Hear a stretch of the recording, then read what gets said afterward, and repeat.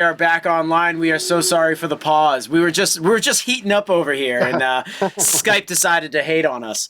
So, Steve, we're back. So, okay, my last question, and we were just talking about having a hit break or just recording that song in the room, and obviously your producer was handing out keys to Lamborghinis and spaceships to fly to your gigs, but yeah, so yeah, again, you mentioned "Eyes Without a Face" as being one of those songs that was maybe people in the room might have been a little skeptical of. It's obviously an amazing song and it transcends time. It's just one of those amazing songs. It's not really a Billy Idol type of song, but oh yeah, again, some bands see taking a chance as being like career suicide.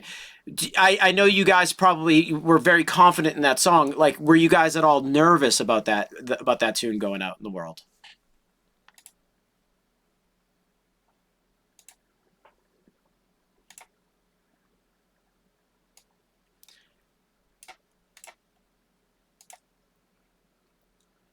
Sorry, guys, we got disconnected. Hmm. Hey, Let's see. Ken. Yeah, okay, you're back now. You know the question about Eyes Without a Face. Let's just roll right in. All right, yeah. So, I mean, the limit, the rule of thumb always was, does Billy sound good on the song? And that was the end, the really the only thing that we would gauge it by. And there were a number of other ideas which we had, and they didn't come to fruition for exactly that reason. But it was undeniable that especially it kind of the song just kind of kept growing, and then we get the middle section and we put some heavy guitars on it, and then Billy did the rap thing on it, and we just went, well, this thing is, this is a monster. This has got everything in it. So you just got to trust your gut and your instincts. Does management ever play a role in song, picking songs and whatnot? Like, what's the hit, what's the secondary hit, and all that type of stuff? They didn't back then. No, Really? we were really let to do I mean, miraculously. Number one, I have to credit Keith Forsey, our producer, because he kept the record company at bay. I don't know what kind of wrangling went on behind the scenes where Keith would probably tell them, "Don't worry about it," because Keith came from a kind of he did those. He had a hit with Flashdance and did a lot of the Giorgio Moroder and Donna Summers records. So they knew we had a commercial producer in there. Yeah. So they could trust him in that regard. And management really stayed out of it. They certainly didn't have any say in the songs or anything like that. And I think with Billy Idol, I mean, I can't imagine ever having management say to him, well, you should do this song or that song's no. I mean, we kind of know, what's right for us, and we're really tough on ourselves. We don't we don't ever go, that's good enough. Well, you know how many times people have said, oh, why don't you just write another Rebel Yell or something like that? And we're like, well, we have Rebel Yell. Yeah. Yeah, you're We not going to still play Rebel Yell twice in the set unless if it's really taking down the house, right? Yeah, and I think the worst thing for us would be to try and rewrite something that we still play, and B is licensed to all around the world for commercials and this and that, and it's like, well, we want to write a new version of Rebel Yell, not retread on that, and. Yeah. Well, hey, I that's awesome. That's more information that I would have ever suspected, because the music industry, especially in the pop sense, is usually like, it's management driven or label driven. They feel like since they're fronting the bill, they get to pick what they want to be released or how things are going to go. It's cool to know, and it's refreshing to know that you guys as a band collectively made the decision to like say, no, these are the hits, these are the songs, and having a good producer there to kind of like facilitate all that is such a refreshing. It's such a refreshing story to hear, but that's cool that you guys had Yeah, that type of foresight. we've always worked with great producers. The last record was produced by Trevor Horn, so I mean, we really are like very aware of how important that guy's role is. Yeah, yeah. So let me ask you another question. So now you've done the Billy thing, and it's I think what, mid '80s or so.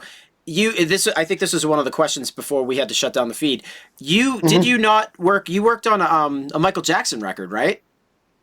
I did. I did Dirty Diana. Just that's just the song, right? Not the Right, whole. just one. Yeah, just one song. So what's we had Jennifer Batten.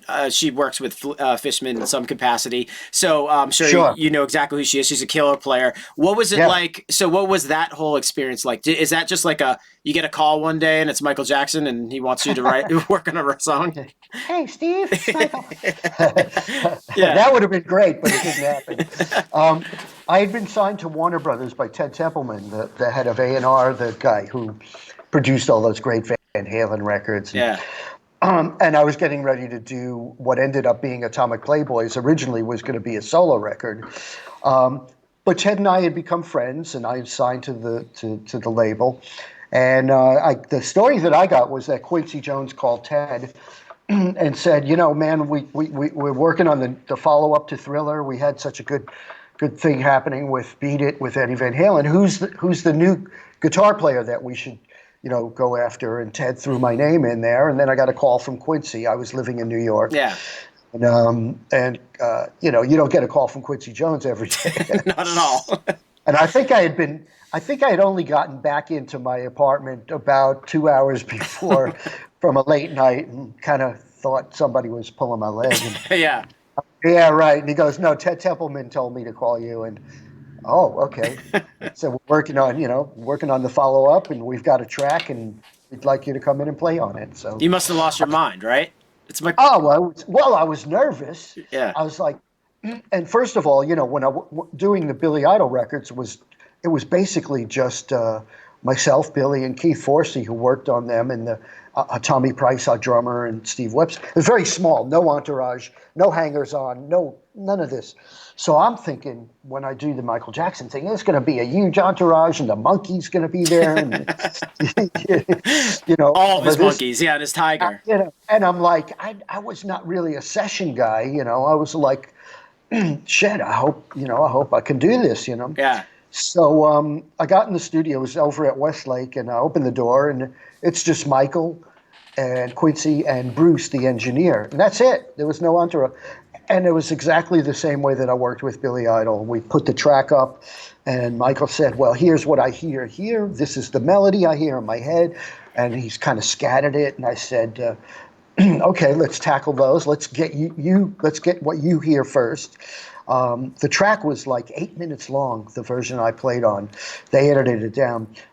So we took care of all of the essential things, and then they just said, do what you feel like doing, and I put some solos on and some other rhythm stuff, and there must have been about 6 passes, and that was it. And then I ended up doing the video with him as well, and it's very cool experience all around. I was gonna say that song, out of all of Michael Jackson's songs, has such a serious backbeat. It's so behind the beat, like Dirty Diana in general. It's just like it's always reaching forward. So was there a vibe in the room when you were playing that with the other musicians, or is it just to a track? I was surprised how dark it was lyrically and melodically.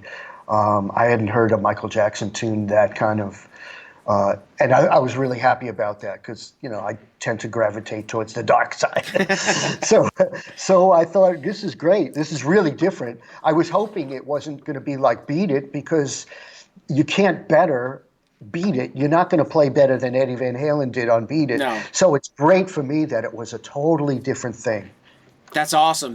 So, yeah, no, and your solo is kind of like, it has such a signature to it. Didn't you use the laser gun in it too at the end?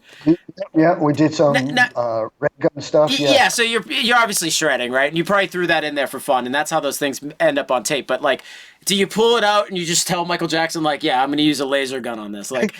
I mean, he loved it. Okay. He loved it. He was such a sci-fi fan anyway, and I think people just love when a guitar doesn't sound like a guitar. Especially guitar players feel that way too. Yeah, I don't know what it says for us. We practice our whole. I've been playing guitar probably 50 years, and people want to hear me pull the trigger on a gun. It's awesome. Well, before I let you go, I definitely want to bring in the Fishman stuff because you've been a longtime Fishman user. Right. Why don't we talk about a little bit about the gear that you're using that is Fishman? Because Yeah. I'm the product manager and artist relations guy for the Fishman Fluence line. I know that I've sent you some pickups through your Guitar Tech REM. So how are Yeah. those working out for you? Great. I mean, when I first heard that there was an active pickup set, my experience with active was was they weren't warm, they didn't sound vintage. They were great for metal or down tuned stuff in the. But once I loaded up, the REM said, "No, man, you got to try these because you get a choice of sounds." And he said, let's just load them into one of your guitars. I'll pull them out if you don't like them, you know. Yeah. Okay, try. And I was knocked out with them, and now I have them in four of my guitars. They they can sound like active pickups if you want them, but there's really, when they're set up with all the push-pull options, Yep. they'll sound like any pickup. And there's I've used them a lot, especially with Deadland. We have a lot of down when they really come into their own is anything that's outside of A440. If you have a Yep. E flat guitar, D. I have a 7-string guitar here, and they're the only pickup to me that translates anything below that standard E thing. And I'm really, obviously I have my bare knuckles pickups and stuff, but I really think the Fluence system is just fantastic. That's awesome. And also, you have an acoustic guitar that I believe our acoustic products come stock in it, correct? Yeah, I use all of your Fishman acoustic systems. They're just, it's great. They're really, and they're not the way I didn't want. My Nag's acoustic, I didn't want anything to obstruct it. I didn't want to take any of the wood away because I didn't want, at first we were like, well, we could put a tuner in the guitar. I said, no, I want something that's in the sound hole and really innocuous. And I've been really, really happy. I'm not sure which version we do. But I also have one of your, one guitar set up with your synth system as well. Oh, the triple play. Yeah, and I use that for transcribing. I'm a really bad keyboard player, really bad. So I'm able to like get lines and parts into my sessions using that guitar. That's awesome. And have you used it for any synth? I know that you said when you say lines, are you orchestrating stuff, or are you just kind of playing like synth, or how do you use it? In what application? If I'm doing a string part, then that affords me the ability to, I'll write the bass part, just single note bass, independent bass part. Then I'll bring up my cello patch, write the cello part. I can't do it any other way because when I look at a keyboard, I'm like, oh yeah, that's a C. That's about as far as I get. So I'm really limited as a keyboard player. So there's a guitar that one of our Fishman engineers worked on that you currently own. I don't know if you still have it. There's a video guitar that Visionary Instruments made for you. And our John, who works for Fishman, he's an engineer there, worked on the pickup system, the pickup circuit on that Right. particular guitar. What's that guitar all about? So it's you can go online and see this guitar. It's actually the whole front of the guitar is a LCD screen, and it's got a drive in it, and you can load in any kind of movie clip that you want on it. And when I got the guitar, there was my wife still to this day doesn't believe me, but there was porn on the guitar, and I go, look at this, honey, and she goes, yeah, that's great. I go, the guitar, it came in the guitar. Right. Uh-huh. So subsequently, we put in like some other graphics on it. It's really really amazing. It's a feat of engineering you've never seen before. That's amazing. Well, Steve, thank you so much for joining us on Fishman Live. Sorry we had a little bit of video issues here, but Yeah, it's all good. all I gotta say is that I grew up listening to you. I grew up trying to emulate you and learn your solos and learn your riffs. I have friends that actually are on this feed right now. I was just on tour with a band named Prong, and the guitar and the Sure. bass player was just playing White Wedding, and he videotaped himself on Instagram losing his mind playing White Wedding in his living room. So we're all big fans. We love you. You're great, and I just really like to thank you for taking the time out to actually join our live feed. It's awesome. Yeah, no, I took a listen to some of your band stuff. It's great. You're serious, man. Oh, thanks, man. Well, It's really good. So I hope, wish you the best in all the endeavors. well, hit up Billy. Let him know that we're available to open up. Heavy metal band. Maybe people could like beat each other up, and then they'll Good, be ready for you guys. good deal. Good deal. I like it. Well, listen, man. Hey, stay safe and let us know. You too, And Ken. guys, everybody, thank you for watching this Fishman live, and we'll be back soon with a new episode. See you later, Steve. Great. All right. See you, Ken. Take it easy, brother.